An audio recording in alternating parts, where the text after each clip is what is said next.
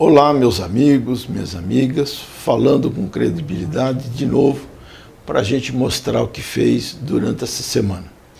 Essa semana, por causa ainda do efeito Palocci, foi uma semana pouquíssimo produtiva no plenário da Câmara Federal. As vindas e idas das notícias sobre o ministro criaram muitas dificuldades para o governo e o governo acabou pressionando o Palocci para ele se demitir.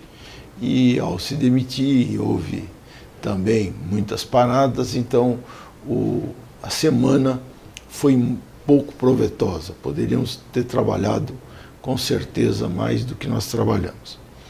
Na Comissão de Reforma Política aconteceram três coisas. Eu fui a Vitória na semana passada representar a comissão e dirigi a reunião do Espírito Santo, onde apresentaram-se o governador, passou os deputados federais, os deputados estaduais, o presidente da Assembleia Legislativa, o desembargador do Tribunal Regional Eleitoral, alguns prefeitos, muitos vereadores, e deram suas opiniões, fizeram suas contribuições sobre a reforma política. E essa semana foi instalada uma nova comissão, que pode confundir algumas pessoas. É uma nova comissão igual, os membros são os mesmos, só que essa comissão ela foi montada com autorização de fazer emendas à Constituição. Vocês sabem, se vocês não sabem, a gente vai explicar, muito da reforma eleitoral proposta pode fazer-se por lei ordinária, lei comum, e muitas precisam de emendas constitucionais. Então agora a própria comissão, eu continuo vice-presidente, tem autorização para propor alterações na Constituição e leis ordinárias para atingir o tão almejado sonho de fazer uma reforma política que avance, que dê mais transparência, que o eleitor se sinta mais contemplado com a escolha e com a relação com o seu eleito. A Comissão Política também recebeu essa semana, na quinta-feira pela manhã, três personalidades do mundo feminino para melhorar o quadro feminino na política brasileira. Já tem essa lei das cotas, mas o número de mulheres ainda é muito pequeno no nosso Brasil para a representação feminina. A Comissão de Combate às Drogas, ela fez também uma audiência pública muito interessante, em que recebeu a comunidade terapêutica, três comunidades terapêuticas, para falar das suas experiências.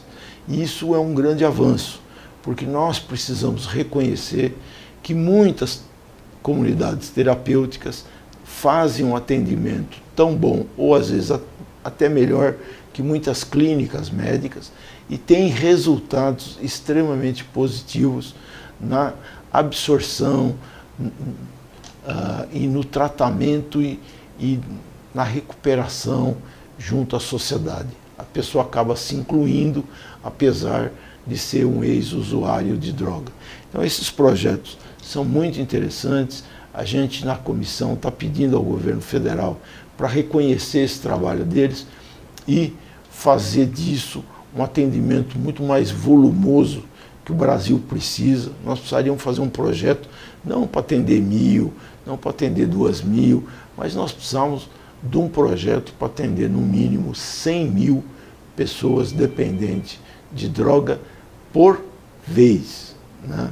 Nós precisamos de criar 100.000 vagas para desintoxicação, abordagem, tratamento e recuperação do indivíduo para a sua vida normal, para o seu emprego, para o seu trabalho. A Comissão de Segurança Pública, do qual eu também participo, aprovou um requerimento nosso, de nossa autoria, porque vocês sabem que eu sou relator do projeto do bullying. O projeto do bullying era um só, foi agregado a ele mais 4 projetos de lei de 4 diferentes deputados, que eu vou ter que agregar num único, e eu gostaria de ouvir a opinião das pessoas sobre isso, dos técnicos. A gente fez lá em São Bernardo um encontro, foram 3 grandes especialistas que falaram do tema. E eu vou repetir isso em Brasília. Ainda não tenho data aprovada, mas vamos trazer pessoas de conhecimento nessa área, técnicos, especialistas nessa área, para a gente produzir um texto que vai de encontro às necessidades da nossa sociedade, para a gente combater uma coisa que está causando muita tristeza e muita violência, tanto em casa quanto nas escolas. A gente fez também na Comissão de Segurança Pública um grande apelo ao ministro da Justiça. Eu acho que vocês que assistem televisão, leem jornal, vocês estão vendo e assistindo uma coisa muito ruim, que é a questão dos bombeiros no Rio de Janeiro. Os bombeiros são uma instituição muito bem vista pela comunidade, salvam vidas, são sempre os primeiros a chegar, não só em caso de incêndio, mas de problemas, às vezes domésticos, um gato que sobe na árvore. É uma comunidade que em todo o país ajuda a nossa população. Quando o diálogo fica ruim, as pessoas começam a reagir mal. E o diálogo precisa ser restaurado no Rio de Janeiro.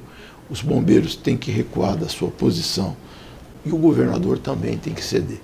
Eu acho que nós não podemos assistir isso, porque é o risco da vida das pessoas, é o risco da qualidade de vida das pessoas do Rio de Janeiro. E o governador, ele tem que ceder, né? Ele tem que entender que é uma corporação muito mais importante para o Rio, e nem na ditadura houve prisões nesse volume, nessas condições. Mais de 400 bombeiros se encontram detidos. Eles têm família, eles têm compromisso social, eles têm compromisso com a população do Rio.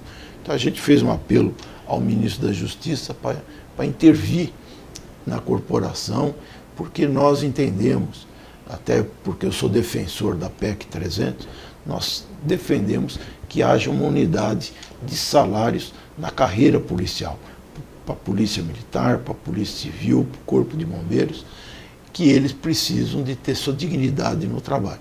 Mas enquanto a gente não alcança isso, nós precisamos ter diálogo, não pode chegar num ponto de estremecimento em que todos estão perdendo. O Corpo de Bombeiro, o governo do Rio e principalmente a população do Rio de Janeiro. A Comissão de Desenvolvimento Urbano, que eu sou titular também, a gente apresentou emendas à LDO, a Lei de Diretrizes Orçamentárias. Nós apresentamos 5 emendas em que, na prática, são para melhorar o mecanismo de convênio entre o governo federal, através dos seus ministérios, e as prefeituras. Existe uma defasagem muito grande entre a obra que a prefeitura faz e a entrega do dinheiro do governo federal, quase sempre através da Caixa Econômica Federal. Então, nós estamos dizendo que se a documentação está em dia, se a medição está em dia, quer dizer, dentro da lei, o governo tem que liberar a parcela até 30 dias. Se não ocorre isso, a obra que já está feita começa a perder valor, você vai ter que refazer muita coisa, e às vezes, né, ontem nós tivemos exemplo de 360 dias a obra parada, quer dizer, um ano, porque não foi mensurar, não teve tempo o engenheiro de medir. Nós não podemos permitir que o Brasil perca tanto, além do processo inflacionário, custo do material, a obra acaba ficando inviável. Então, a gente fez essa emenda que dá um prazo de 30 dias, que é um tempo bom, após a medida, para o governo desembolsar a parcela. A Comissão de Viação e Transporte também fez um projeto de lei 6.543 para reduzir a poluição causados pelos veículos no Brasil, né? E o deputado Nelson Marcheselli propôs uma homenagem justa, né? Denominar o aeroporto internacional lá do estado de São Paulo de Viracopos, que é o Viracopos atual, o aeroporto internacional de Viracopos, que fica na cidade de Campinas, para um grande campineiro que foi senador, deputado, governador, que foi o governador Orestes Quercia. Então, eu acho que é uma justa homenagem e deverá ser acolhido essa proposição. Essa semana eu recebi os representantes de uma categoria muito importante, que fala muito a nós, da minha carreira, que são os enfermeiros. Eu recebi a Associação Brasileira de Enfermagem, o Conselho Federal de Enfermagem, o COFEN, que todo profissional conhece, e a Federação Nacional dos Enfermeiros e a Confederação Nacional dos Trabalhadores de Saúde, para pleitear um legítimo pleito de que se padronize para o Brasil uma carga horária semanal de 30 horas. Todo mundo que me conhece sabe que eu era médico, fui secretário de saúde por inúmeras vezes e sei da importância que a enfermagem tem na qualidade da assistência médica e na qualidade da saúde da nossa população. Fazer com que enfermeiro trabalhe mais de 30 horas semanais é dizer que eles não têm condições físicas de suportar isso. Nós não estamos falando de condições até desumanas. As enfermeiras, os enfermeiros, é com muito respeito que a gente defende. Eu os levei à nossa liderança, o deputado Duarte Nogueira, que é o líder do PSDB aqui na Câmara Federal, os recebeu e vai levar aos outros líderes de outros partidos para pressionar o presidente Marco Maia a colocar o projeto em votação. Esse projeto é muito importante, já está pronto e a gente gostaria de ver nas próximas semanas a votação e a conquista desse pleito que é muito justo a toda a carreira de enfermagem. Essa semana eu recebi a visita de uma pessoa muito especial para mim, que é a professora Terezinha Pasqualini Michelin. Ela é de São Bernardo, do Rude Ramos, tem um colégio que se chama São Marcos.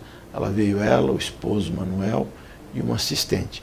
Mas o mais importante na história dessa lutadora é que há muitos e muitos anos ela trabalha para preservar a cultura e o folclore no Brasil. Ela sempre faz um grande evento no mês de agosto, onde ela traz a cultura e o folclore da América Latina, e ela trabalha junto com a Unesco, junto com o instituto que chama IVO. E ela veio me visitar aqui em Brasília, está trazendo tanto para a Unesco como para o Ministério da Cultura os 10 anos que ela tem feito isso praticamente sozinha. E a gente vai ver o que Brasília, o que a gente pode fazer com os outros países para preservar uma coisa tão importante que é a cultura através do folclore, não só brasileiro, mas da América Latina, que é muito bonito, do Peru, da Colômbia, da Venezuela, da Bolívia. Nós precisamos preservar essa memória. Então eu queria parabenizar a Terezinha pelo trabalho e parabenizar os aniversariantes, as cidades aniversariantes, né? Arujá, né? Nossa Arujá faz aniversário dia 8 de junho e Santo Antônio do Aracanguá também faz aniversário esse mês, dia 12 de junho. Muito obrigado, continue assistindo a gente, mande opiniões, críticas, sugestões e a gente quer fazer um mandato junto com vocês. Muito obrigado, que Deus os abençoe.